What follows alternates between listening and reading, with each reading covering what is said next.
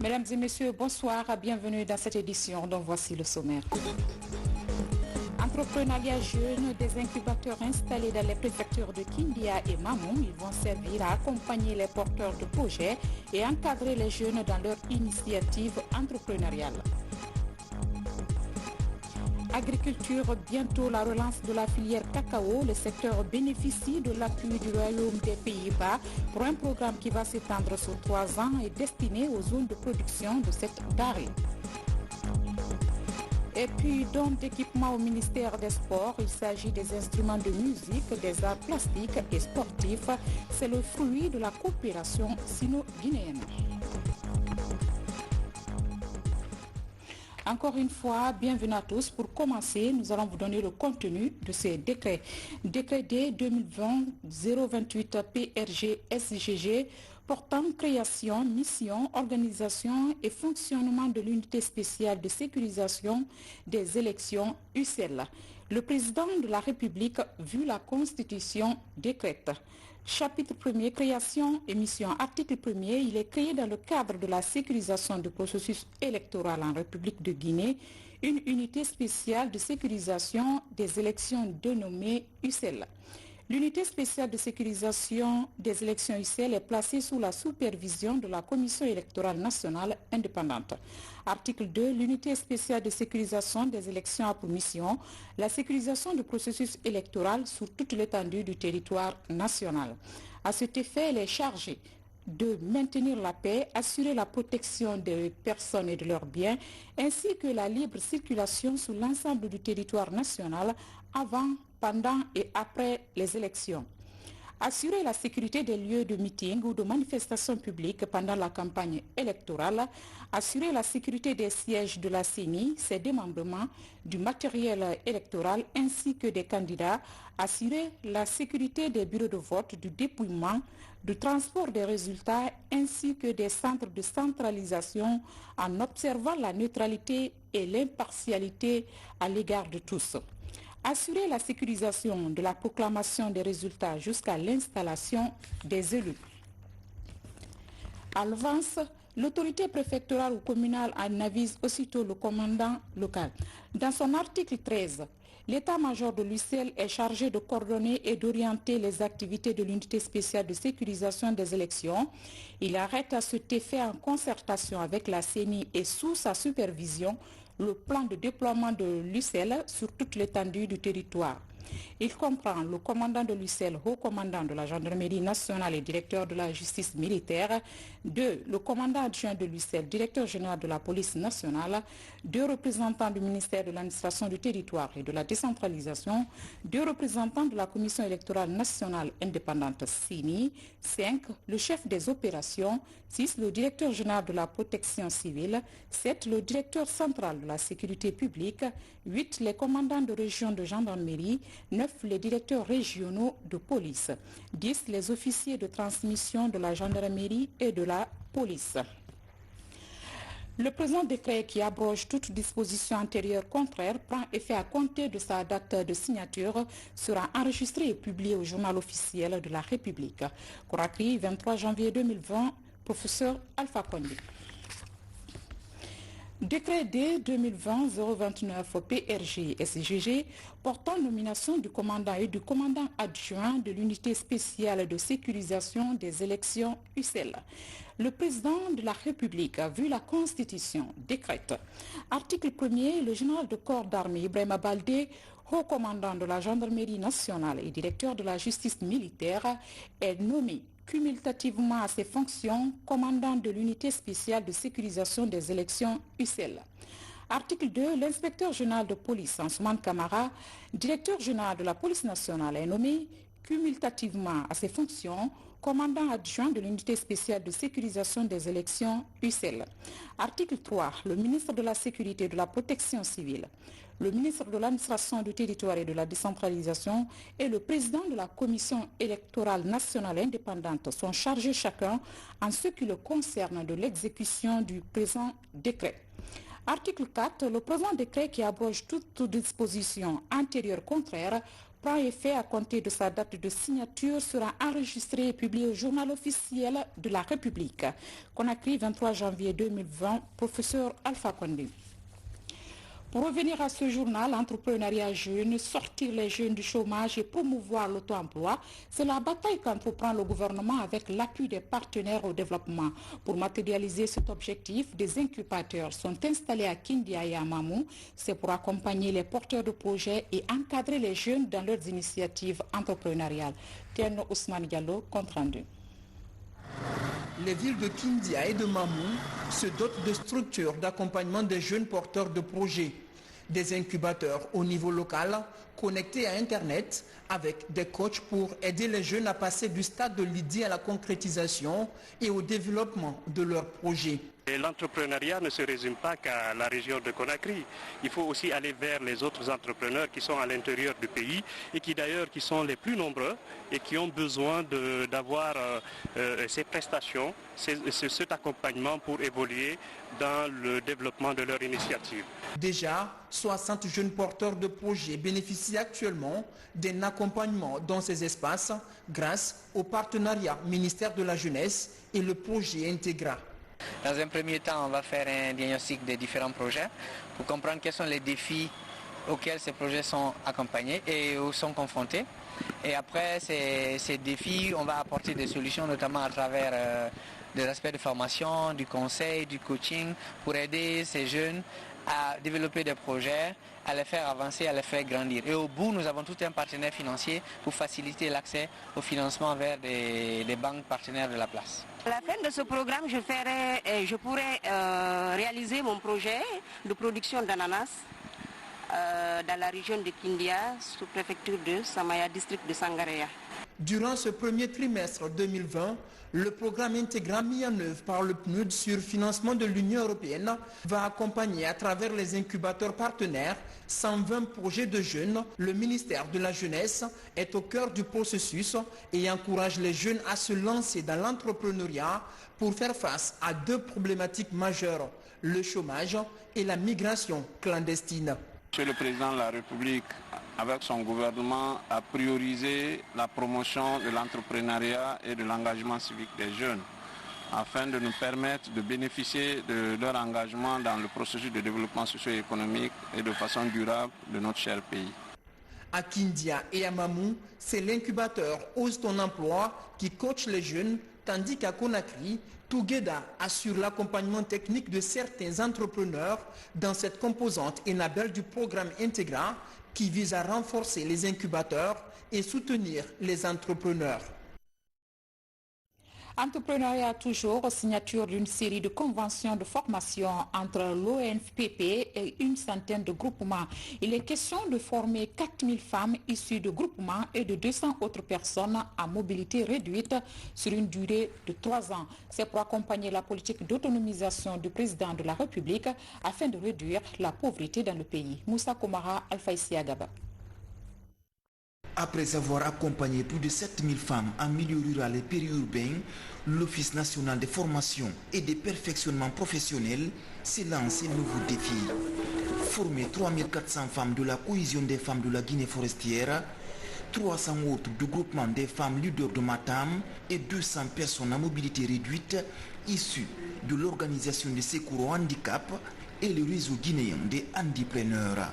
Nous sommes engagés à former 3400 femmes avec ces conventions sur un certain nombre de mois, un certain nombre d'années. Si on peut le faire en 1 an, le faire en 1 an. Si on peut le faire en 2 ans, le faire en 2 ans. Le programme ne finira qu'à la fin des 3000, après avoir formé la 3400e femme. Donc, à cela, nous n'avons pas voulu nous arrêter là. Nous sommes, comme vous le savez, depuis l'année dernière, nous sommes engagés aussi à venir en appui aux personnes handicapées. Cette formation est sollicitée par ces femmes qui nourrissent l'ambition d'apporter leur contribution dans le programme de développement économique de la Guinée. Elles seront équipées et formées sur les activités génératrices de revenus afin qu'elles puissent se prendre en charge. Notre objectif, c'est d'améliorer les conditions des personnes handicapées envie qu'elles participent au développement du pays.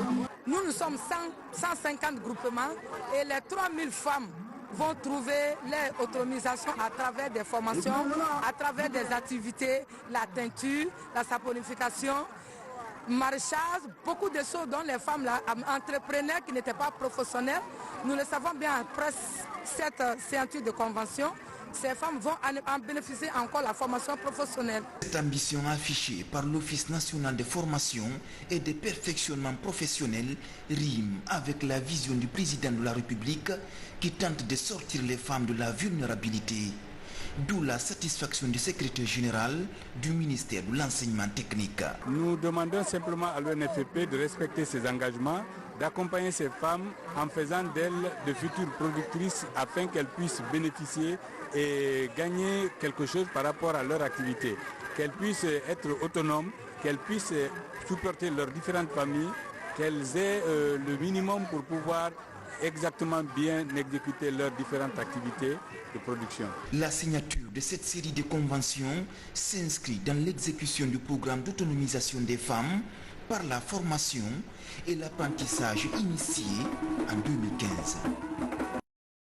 On en vient au secteur minier. Promotion genre, une étude d'évaluation vient d'être réalisée sur les conditions de vie des femmes dans les zones minières. 3 préfectures ont été la cible de cette étude. Les résultats vont permettre de corriger la discrimination dont les femmes sont victimes pour faire bénéficier leurs retombées minières. L'action est menée par l'ONG Win Guinée avec un soutien financier d'Osiwa. Amadou Touré signe ce reportage. Dans les industries extractives et autres modes d'exploitation minière en Guinée, les femmes sont victimes des stéréotypes liés au genre et font l'objet parfois de désavantages du point de vue sanitaire, économique, voire l'accès à de meilleurs traitements salariaux. Pour résoudre ces problèmes et permettre un épanouissement des femmes dans les mines, l'ONG Win Guinée a mené une étude portant sur l'évaluation de la condition des femmes dans les mines. L'élaboration de l'indice des femmes dans les mines en Guinée, qui est un projet pilote et nous espérons qu'il va s'étendre au niveau de l'Afrique, c'est que nous puissions avoir une visibilité claire sur combien de femmes nous avons dans le secteur minier, quelles sont les conditions de vie, quels sont les programmes que nous pouvons élaborer pour qu'elles puissent s'épanouir et bénéficier des retombées positives du secteur minier, parce que ces retombées existent. Les études ont porté sur les localités de Boké, Sigiri et Kerouané. Il s'agit de voir les postes clés occupés par les femmes dans les sociétés minières, le contenu local à travers la participation à la sous-traitance, la formation, l'accès aux soins de santé de qualité, à la formation et aussi tout ce qui accompagne le développement personnel et professionnel des femmes dans le secteur minier. Les femmes, il faut le dire, à tous les niveaux, sont sous-représentées. Que ce soit au niveau des écoles, déjà des écoles de mines, que ce soit au niveau des administrations publiques, que ce soit des PME impliquées dans l'activité minière, que ce soit au niveau des employés. Donc c'est constat, comment l'inverser, comment faire en sorte que, à travers une bonne politique, on peut changer cela. L'ONG Women in Mining Guinée a bénéficié de l'accompagnement financier de Osiwa pour la réalisation de ces travaux. De nouvelles réformes dans l'enseignement professionnel. Il s'agit de l'introduction de nouveaux programmes de formation dans les centres de formation professionnelle. L'enjeu est de lutter contre le chômage en misant sur les compétences. L'événement a mobilisé tous les partenaires techniques et financiers, notamment l'Agence française de développement AFD. Moussa Komara, reportage. Pour une meilleure adéquation entre la formation et l'emploi, le ministère de l'Enseignement technique et de la formation professionnelle lance 5 nouveaux programmes de formation niveau brevet technicien supérieur et un certificat d'aptitude professionnelle. Ces programmes concernent la chaudronnerie, tuyautage, le froid, climatisation, la maintenance des véhicules légers, l'exploitant agricole et technique véhicules légers. Les cours seront dispensés dans 9 écoles du pays selon l'approche par compétences. Au regard de l'enjeu qui s'attache à ce processus, nous affirmons solennellement ici la volonté du gouvernement d'assurer tout l'accompagnement requis de nature à soutenir l'amélioration de la formation professionnelle et technique de notre pays au bénéfice de la jeunesse guinéenne. Pour favoriser l'insertion socio-professionnelle des apprenants, 70% des cours enseignés seront pratiques. La formation va être de qualité dans les 9 écoles choisies au regard des résultats déjà obtenus et des moyens de gestion mis en place pour le succès du processus. Nous avons déjà formé 183 formateurs venus de ces écoles pour la prise en charge de ces programmes de façon pédagogique. La formation technique est programmée dès l'arrivée des équipements techniques et didactiques. Pour le moment, toutes les écoles choisies ne sont encore dotées d'équipements.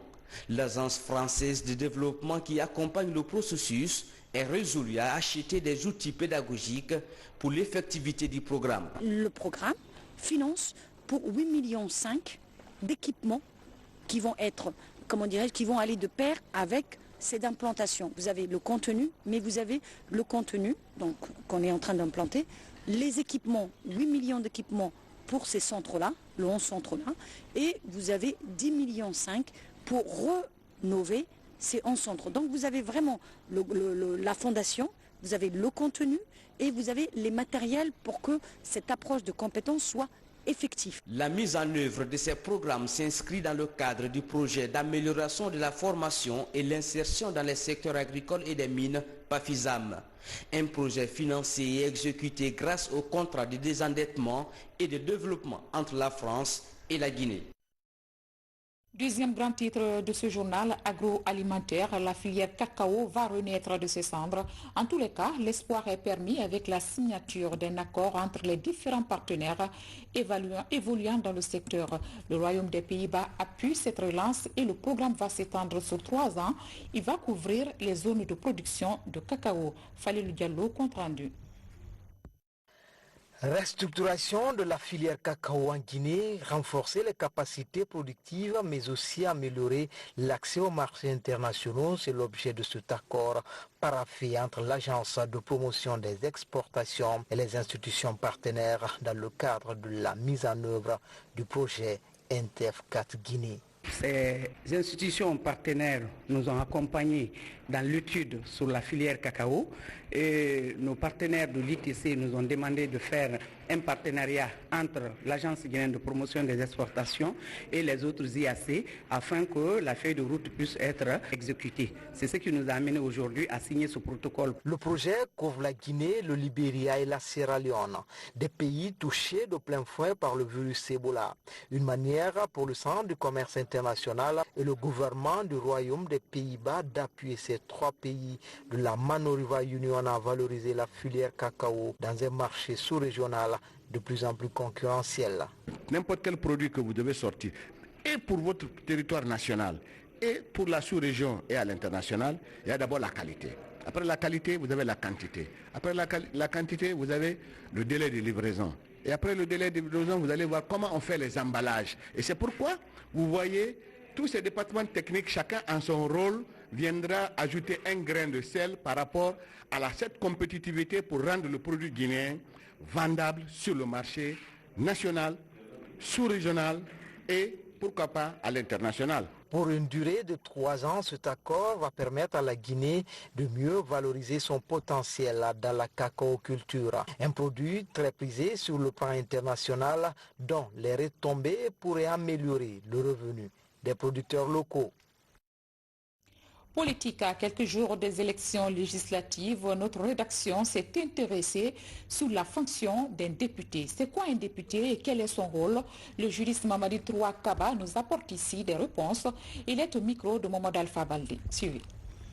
Le député est tout Guinéen ou Guinéenne qui jouit de ses droits civiques et politiques, qui est âgé de 25 ans révolus et qui a été élu au suffrage universel direct par le peuple pour être membre de l'Assemblée nationale en vue de représenter le peuple tout entier. Le député a 3 fonctions.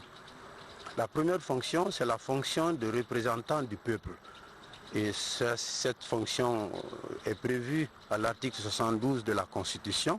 C'est que le député est un représentant du peuple. Ensuite, la deuxième fonction, c'est la fonction législative. C'est que le député vote les lois. Et comme il est prévu au même article 72, l'Assemblée nationale vote seule la loi.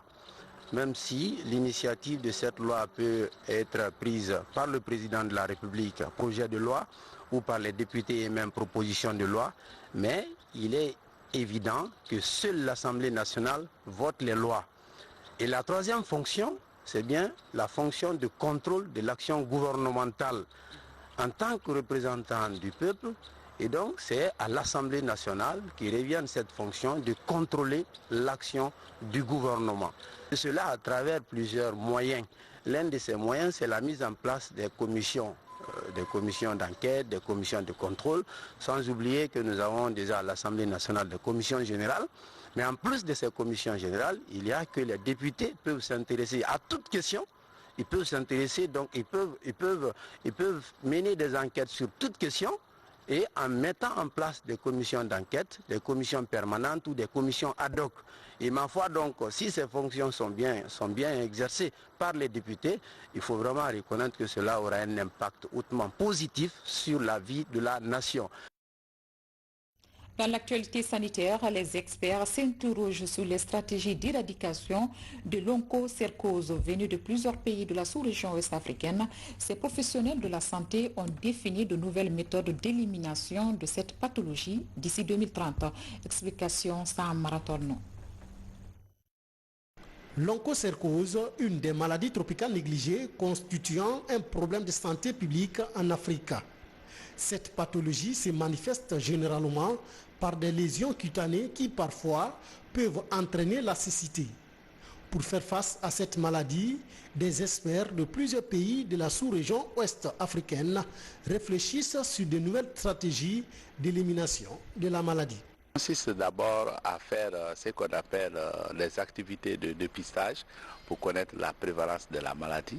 Et en fonction du niveau de prévalence, on essaie de classer les jaunes pour voir quels sont des zones où il faut encore faire des efforts supplémentaires ou quelles sont des zones où on n'a pas besoin, il n'y a pas de nécessité de faire des efforts supplémentaires, c'est-à-dire que le rêve de l'élimination peut venir. Donc il s'agit donc d'évaluer ces plans en fonction de l'endémicité de chaque zone pour voir où sont des zones, c'est ce qu'on appelle la stratification, où sont des zones où il faut faire encore des efforts supplémentaires. On a tenu à ce que ces personnalités soient autour de nous pour nous donner des orientations afin qu'on puisse trouver les voies et moyens pour éliminer l'onchocercose dans notre pays. Deuxième du genre, cette rencontre devrait permettre à la Guinée de partager de nouvelles connaissances avec les autres pays ouest-africains dans la surveillance et le traitement de cette maladie. Aujourd'hui en Guinée, ce que nous allons surtout discuter, c'est les plans d'élimination. Comment on peut avoir un plan qui permet de dire qu'on peut éliminer l'onchocercose dans les prochaines années. Parce que la Guinée, à l'instar des autres pays, a fait beaucoup d'années de traitement. Parce que même Saïd Sévère est là en Guinée. Depuis 1993, nous soutenons la distribution par rapport aux médicaments qui permettent de traiter cette maladie. Selon une étude du ministère de la Santé, l'onchocercose sévit dans 24 districts sanitaires du pays. Les zones rurales sont les plus touchées par la maladie. L'éliminer d'ici 2030 est le défi que se fixent les pays de l'Afrique de l'Ouest. Santé toujours, les organisations de la société civile de la sous-région ambitionnent de repositionner le planning familial.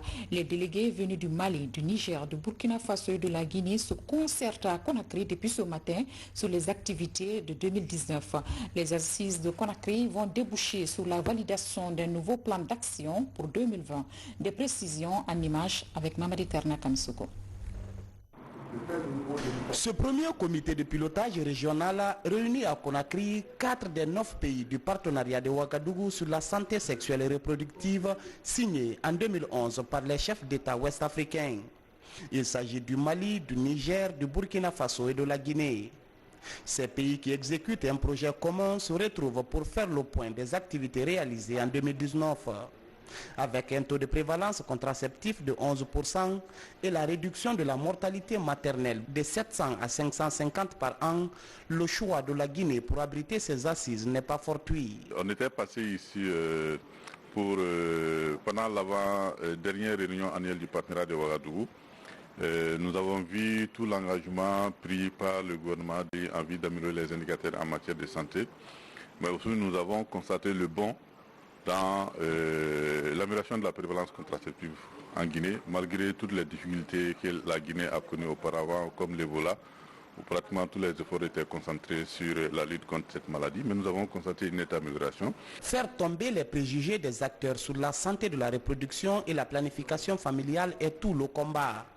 Pour relever le défi, les plaidoyers en direction des décideurs seront davantage renforcés. Nous avons nos argumentaires par rapport aux violences, nous avons des argumentaires par rapport à l'implication de tous les acteurs dans ce processus. L'éducation complète à la sexualité. Il a fallu vraiment un plaidoyer fort.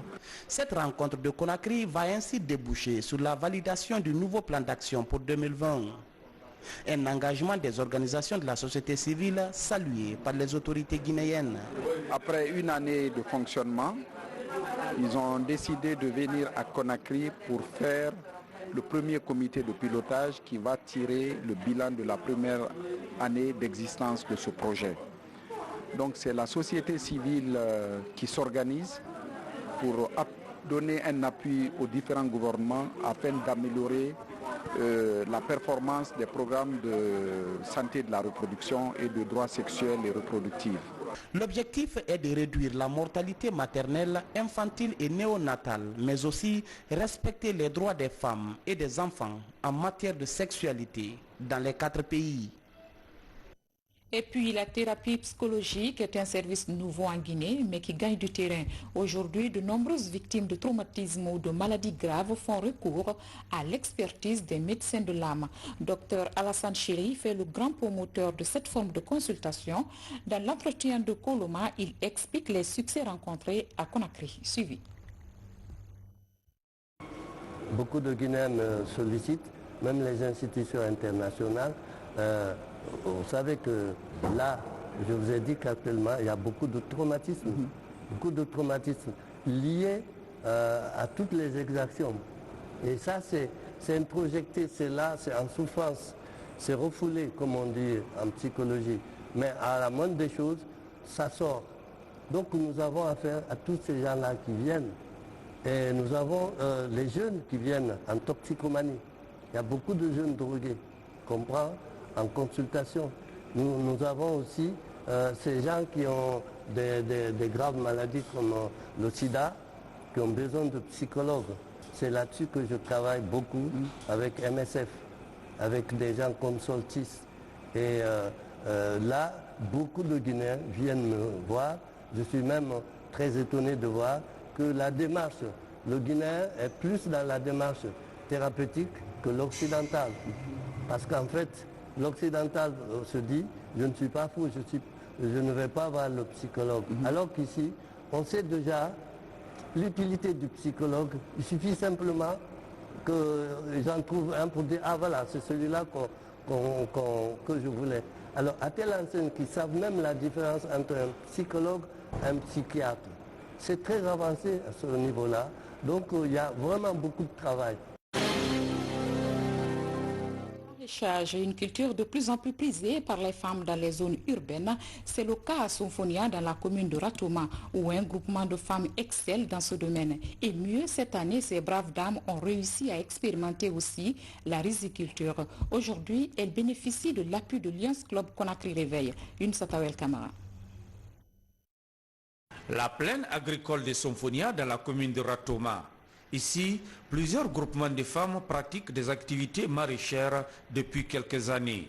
Des activités qui leur permettent de subvenir à leurs besoins vitaux. Cette année, en plus des cultures maraîchères, elles ont également réalisé un champ de riz. L'heure est à la récolte.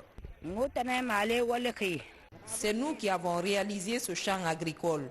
Ici, nous cultivons divers produits pour nous permettre de subvenir à nos besoins. Si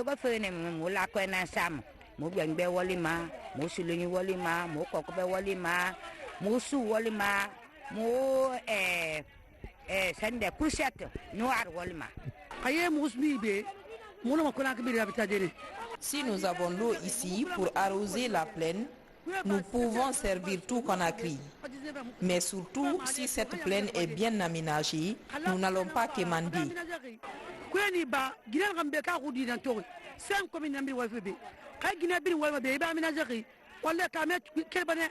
Pour assister ces femmes courageuses de Symphonia dans leurs activités agricoles, le Lions Club Conakry Réveil vient leur offrir des denrées alimentaires et des intrants agricoles. Une manière de les encourager en vue de contribuer efficacement à leur autosuffisance alimentaire. C'est vraiment extraordinaire. C'est extraordinaire dans la mesure où ces femmes qui, pour la plupart, sont des veuves, se sont regroupées et ensemble ont eu à produire vraiment tout ce que l'on voit. C'est ce riz que l'on voit, ces fruits, ces potagers, c'est vraiment extraordinaire, c'est incroyable. Pour mener à bien leurs activités agricoles dans les périmètres maraîchers, ces groupements de femmes de Symphonia sollicitent plus de soutien. Un appui qui devrait leur permettre d'aménager cette plaine agricole à perte de vue. Et puis le Conseil des ministres a tenu ce jeudi sa session ordinaire sous la présidence du chef de l'État, professeur Alpha Condé. Plusieurs sujets ont été débattus, notamment la sécurité nationale. Nous vous proposons un extrait du compte-rendu au micro de Bernard Tonguino. Le président de la République a invité les membres du gouvernement à assurer une plus grande présence à l'intérieur du pays pour être en contact fréquent avec les populations et procéder, le cas échéant, à l'inauguration des infrastructures communautaires financées par l'Agence nationale de financement des collectivités en Afrique. Le chef de l'État a vivement condamné les propos au relent ethnocentristes tenus dans les médias privés par des hommes politiques et des activistes de la société civile peu soucieux de la préservation de la cohésion nationale et de la paix civile. Il a ordonné la prise de mesures immédiates afin de faire cesser de telles pratiques susceptibles de mettre en péril le vivre ensemble des Guinéens. Le président de la République a invité les ministres en charge de la sécurité et de la justice à prendre toutes les dispositions nécessaires en vue de restaurer le calme et la sécurité dans les zones enregistrées ces derniers jours des actes de désordre, de pillage et de vandalisme. Le chef de l'État a instruit le gouvernement d'organiser des rencontres avec les 4 coordinations régionales, ainsi qu'avec les responsables des confessions religieuses, afin de débattre des troubles que connaît le pays et convenir ensemble des mesures et dispositions susceptibles de ramener le calme et l'entente entre les Guinéens. Le Conseil a condamné les violences qui caractérisent les manifestations illégales de l'opposition, ainsi que la prolifération des discours prônant la violence, la haine et le communautarisme. Pour y mettre fin, le Conseil a interpellé le ministre de l'Information et de la Communication et la haute autorité de la communication à sévir dans la sérénité et la justice contre les auteurs de tous bords qui font l'apologie des antivaleurs nuisibles à l'unité nationale, à la paix et à l'idéal démocratique. Il invite le ministre de la Justice à observer plus de célérité dans le traitement des dossiers liés aux manifestations entraînant des pertes en vie humaine et des destructions de biens publics et privés.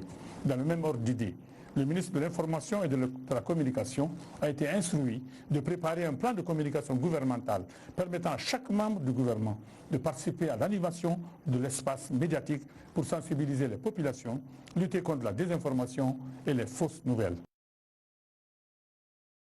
Place maintenant à la rubrique Guinée en bref ou le résumé de l'actualité nationale. C'est un commentaire signé Maurice Rivet.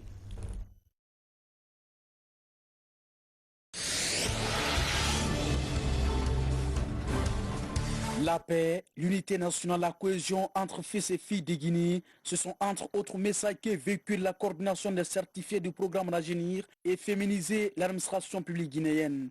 Pour ces conférenciers, le moment est opportun pour chaque citoyen de poser des actes allant dans le sens de l'apaisement en vue de permettre à notre pays de vivre tranquillement, surtout à l'approche des élections législatives projetées pour le 16 février 2020. Il a été question aujourd'hui de lancer un appel au peuple de Guinée, aux leaders politiques, qu'ils soient de la mouvance ou de l'opposition, les organisations de la société civile, à ceux qui mettent la Guinée au-dessus de tout, d'œuvrer dans le sens de l'apaisement, de la paix et du renforcement du tissu social.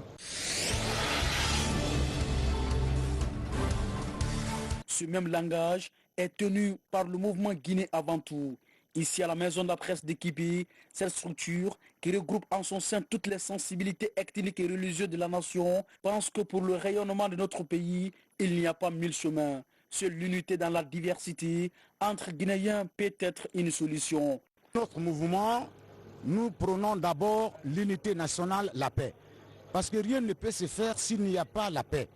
Nous demandons à toutes les sensibilités politiques de se donner les mains, de passer par le dialogue et non par la violence, pourvu que l'intérêt de la nation soit vraiment la meilleure des choses pour tous les Guinéens. Parce que nous ne devrons pas rester comme ça, dans la violence, dans l'inquiétude. Et si la Guinée ne se donne pas les mains pour travailler ensemble, pour aller aux élections, élire les responsables qui pourront vraiment décider quelque chose pour l'intérêt de la nation, la Guinée restera toujours dans les trous. Et nous pourrons sortir de ces trous.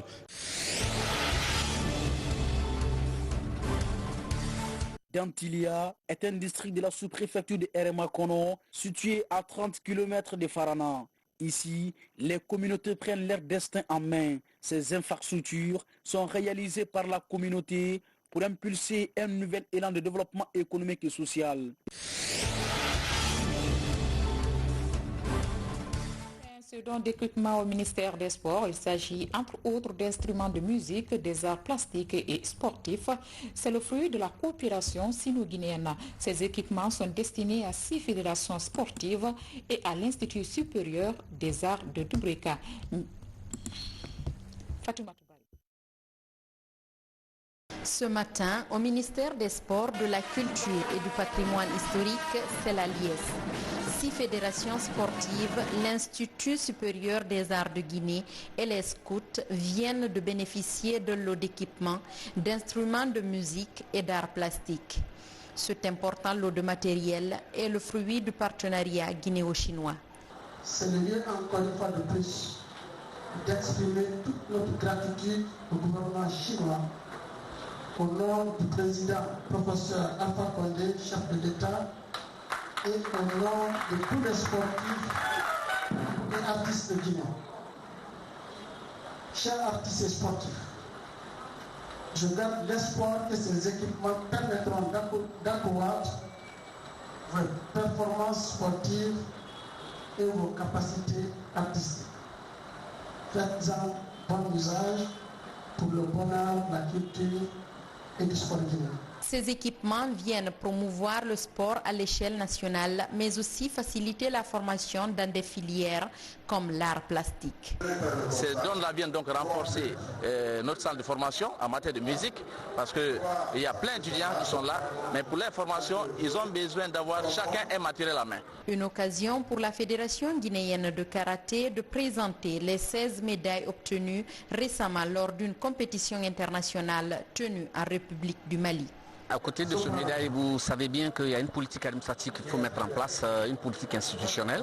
Et donc, c'est ce que la fédération politiquement a dû bien préparer pour intégrer nos grands éléments, nos arbitres dans des commissions d'arbitrage, parce qu'il le faut, il faudrait que nous soyons là pour maîtriser les termes, les textes qui régissent le fonctionnement des compétitions, qu'ils les maîtrisent, qu'ils les transmettent à la base à nos compétiteurs, parce que tout compétiteur qui ignore les règles de compétition ne passe pas.